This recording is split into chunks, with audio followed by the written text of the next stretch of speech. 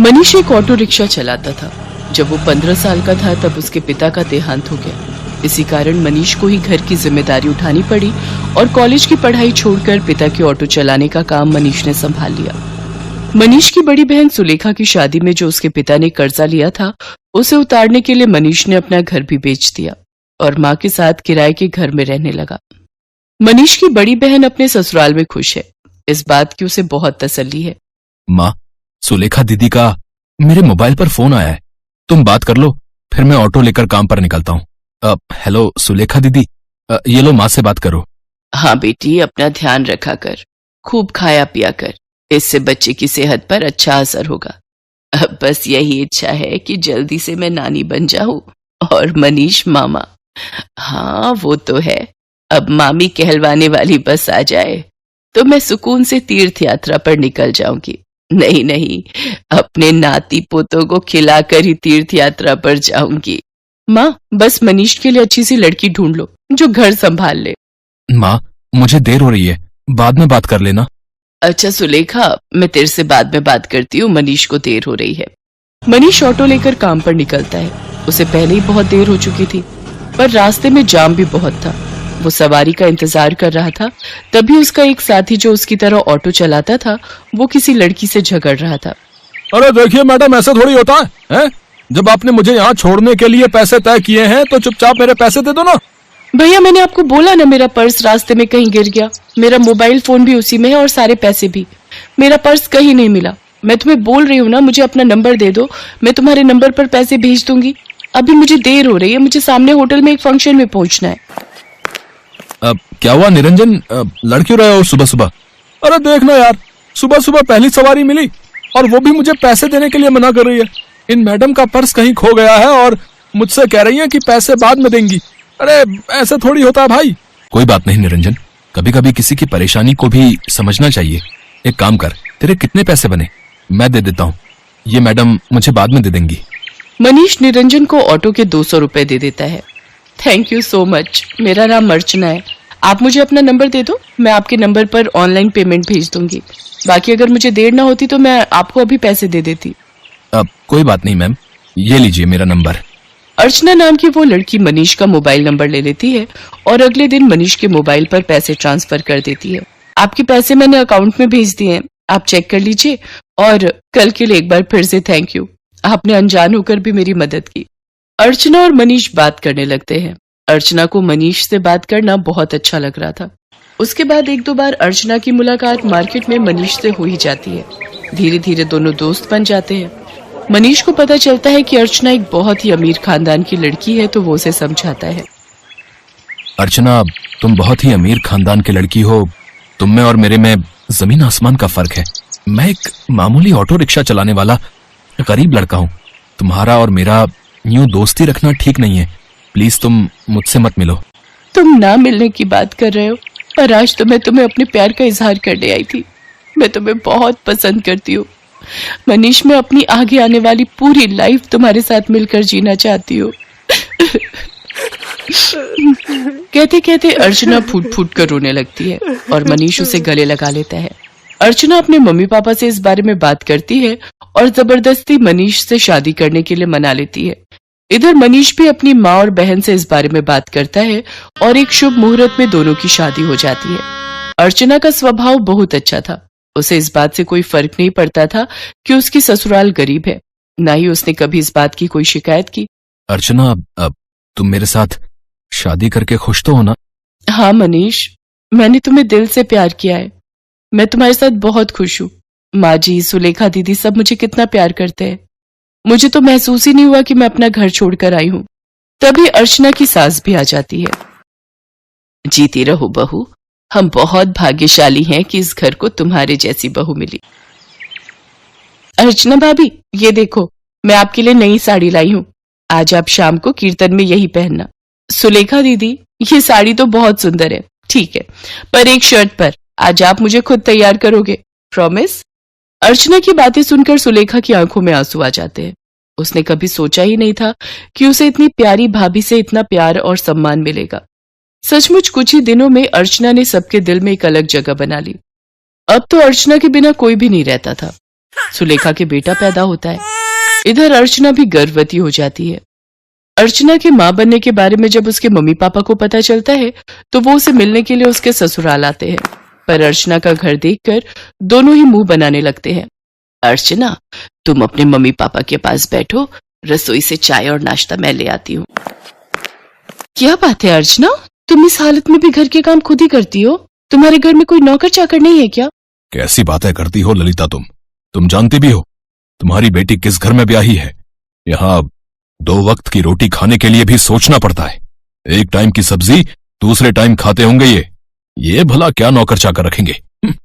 नहीं पापा, ऐसी कोई बात नहीं है। माँ जी और मनीष ने तो मुझे कई बार कहा है कि मैं घर में कोई काम वाली रख लूं, पर पूरा दिन मैं घर पर होती हूँ, मेरा भी मन नहीं लगता, और फिर मैं तो कुछ भी नहीं करती, सारा काम माँ जी ही करती है, मुझे उठने ही नहीं देती। ये लीजिए चाय। अर्चना, तुम्हें ये समोसे बहुत पसंद है ना? मैं ये भी हलवाई से खरीद लाई हूँ, अपने मम्मी पापा को भी दो। नहीं, मैं ऑयली फूड कम खाती हूँ। और अर्चना, तुम भी ये सब मत खाया करो, तुम्हें इस टाइम में जूस फ्रूट्स ये सब लेना चाहिए।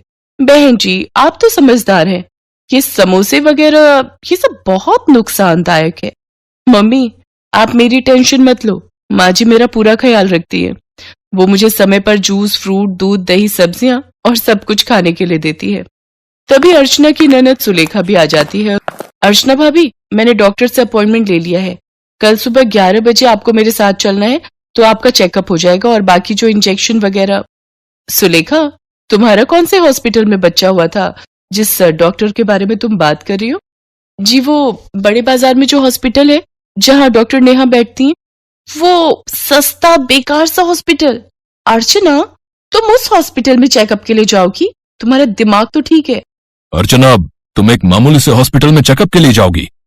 तुम चिंता मत करो, इन लोगों के पास अगर तुम्हारे इलाज के लिए पैसे नहीं है तो क्या हुआ, मैं तुम्हारे लिए इस शहर के सबसे बड़े नामी हॉस्पिटल में आज ही बात कर लेता हूँ। और तुम अभी के अभी अपना सामान पैक करो और हमारे साथ चलो। किसके घर? आपके घर पापा? मैं अभी अपना घर छोड़कर कहीं नहीं जा सकती।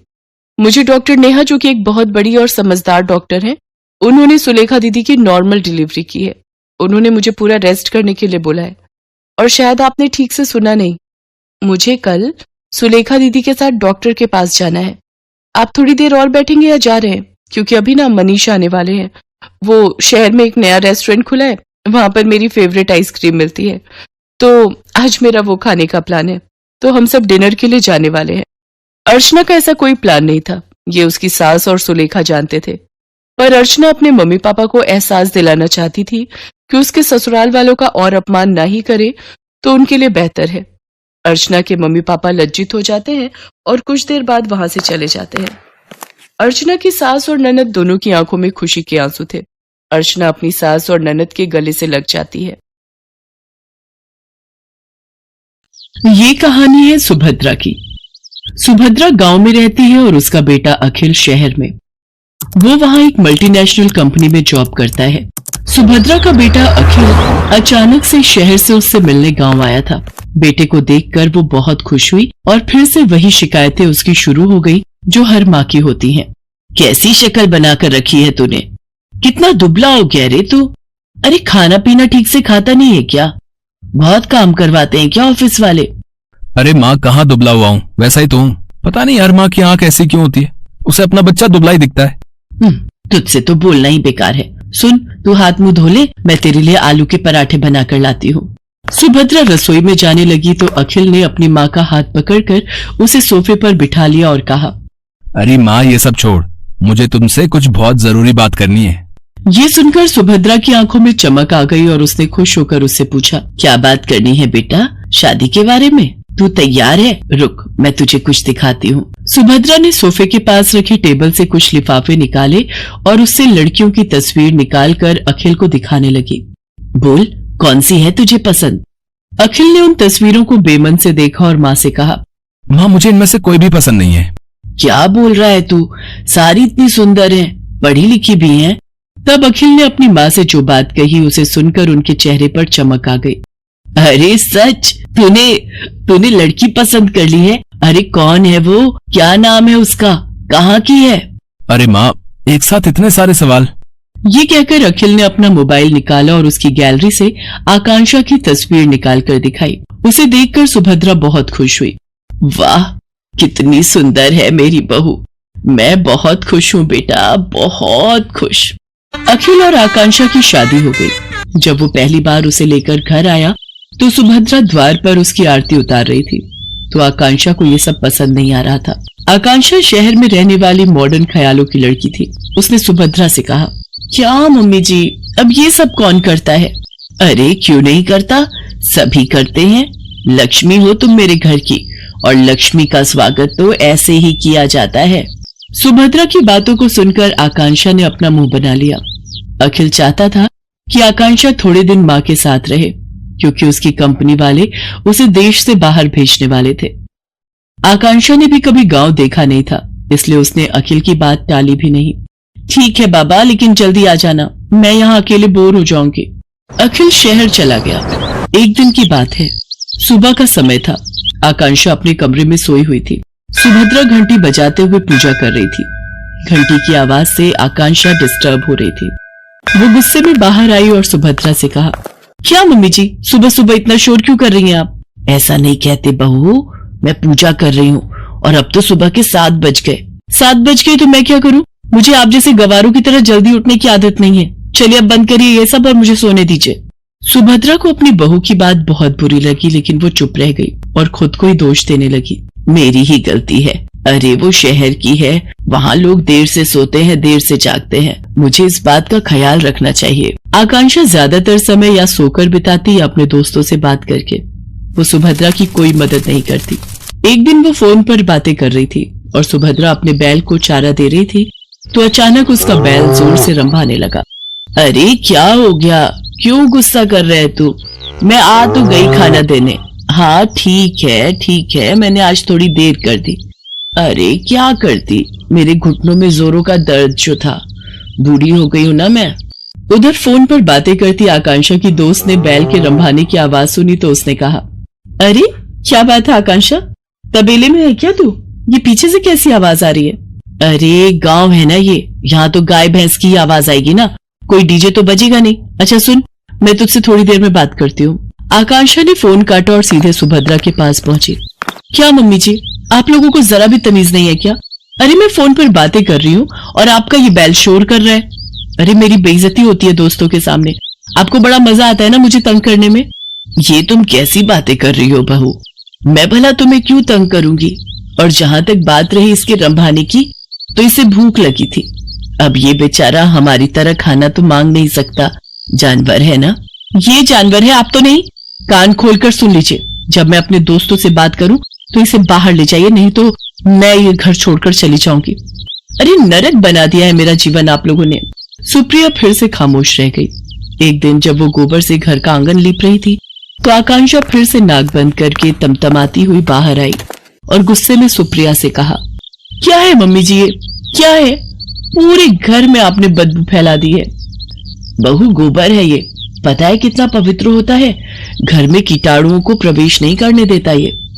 अरे क्यों मेरे पीछे पड़ी हैं आप? नहीं चाहिए मुझे अपने घर में गोबर वोबर, जब मैं चली जाऊंगी तो करते रहना ये सब। बिल्कुल गवारों के बीच में छोड़कर गया ये अखिल। कंपनी वालों ने 2 महीने की ट्रेनिंग और बढ़ा दी उसकी। 2 महीने इस गांव को और झेलना पड़ेगा मुझे।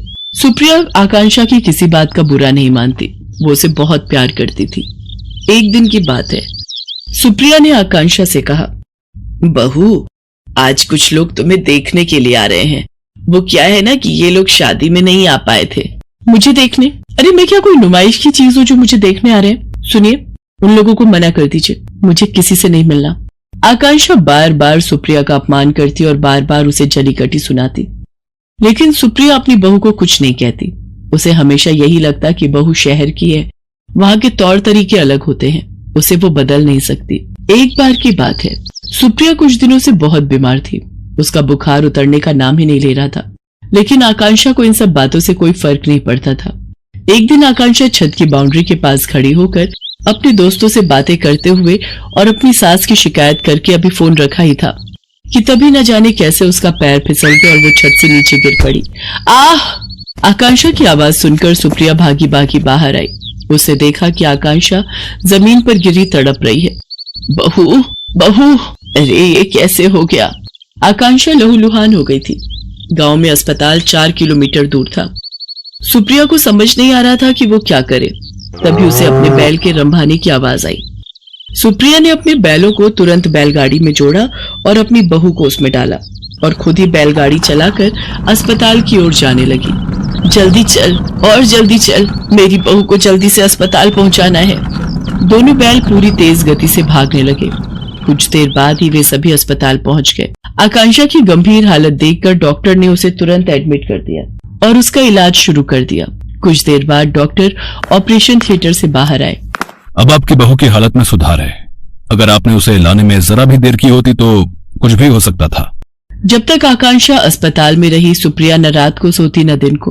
वो सारा समय उसके सिरहाने बैठी रही, उसकी किसी भी जरूरत को तुरंत पूरा करती। आकांक्षा को पता लग गया था कि सुप्रिया किन परिस्थितियों में और कैसे उसे अस्पताल लेकर आई थी।